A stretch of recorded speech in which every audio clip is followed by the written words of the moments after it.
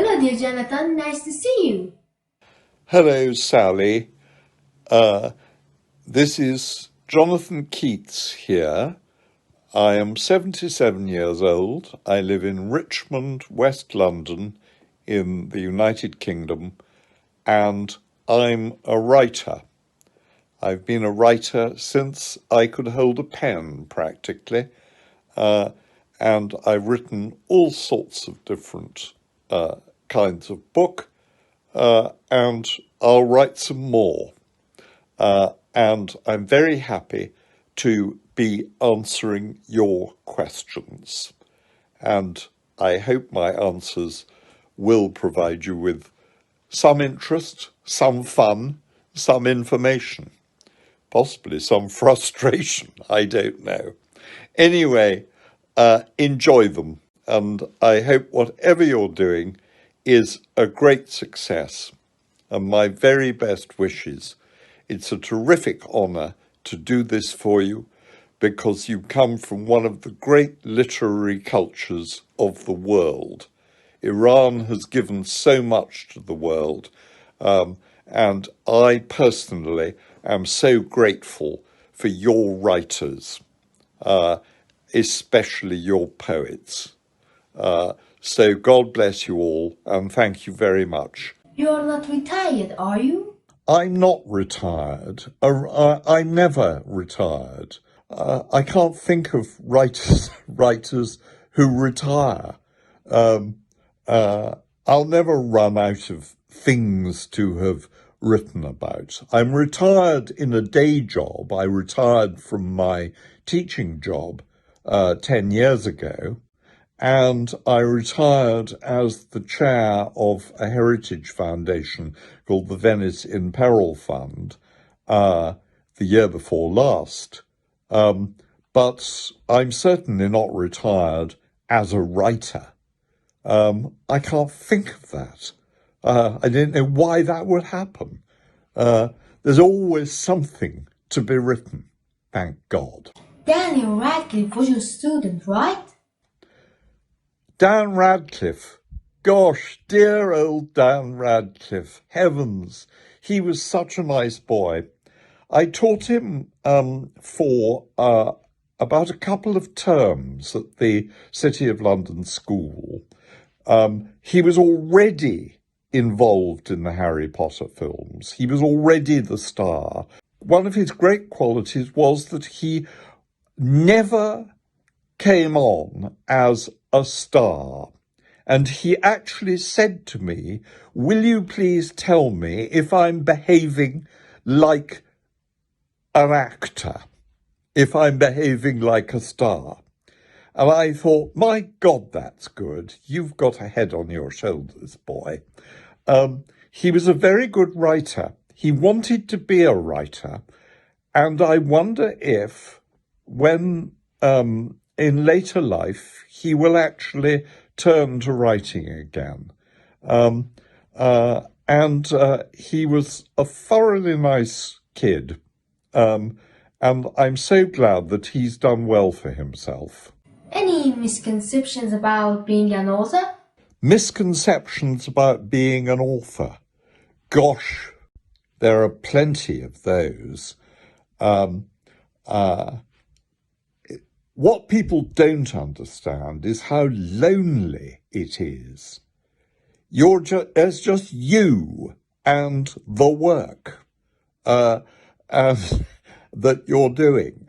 And you can hear yourself doing this in the silence of your workroom. Famous English novelist Jane Austen, one of my absolutely favourite writers of all time, she actually had people, she enjoyed working in a room where people were walking in and out and little children were playing under her feet while she was writing. I couldn't stand that.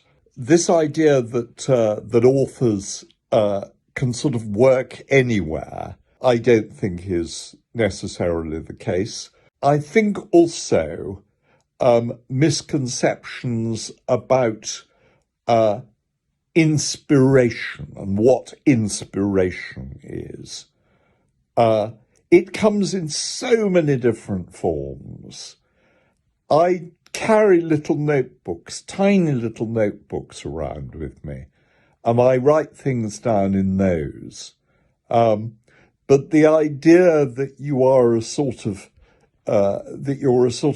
almost godlike figure, and you're sitting there with a kind of glowing light round your head and some angel hovering over you or some muse or something.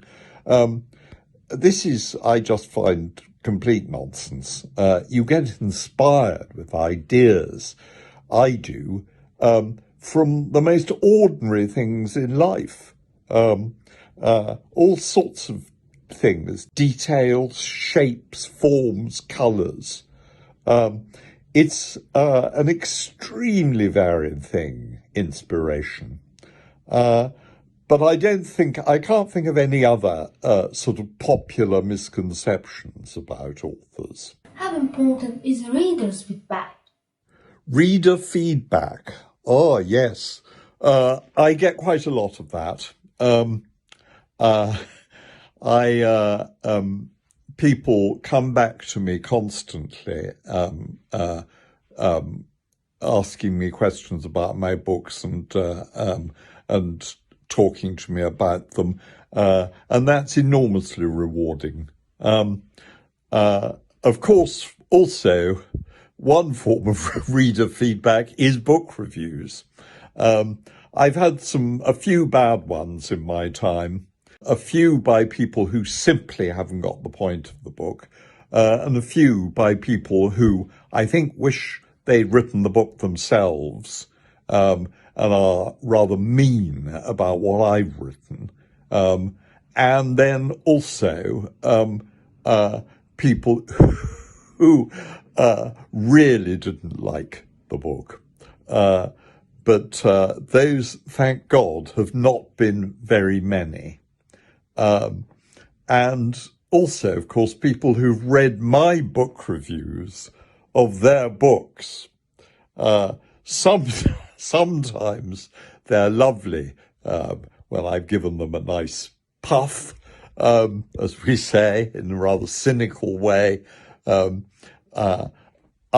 other times, when I've really damned their book to hell, which doesn't happen very often, thank God, there have been some severe reactions. I once got an envelope sent through the post which was full of horse manure. I put it on the roses in my garden. Anything to add?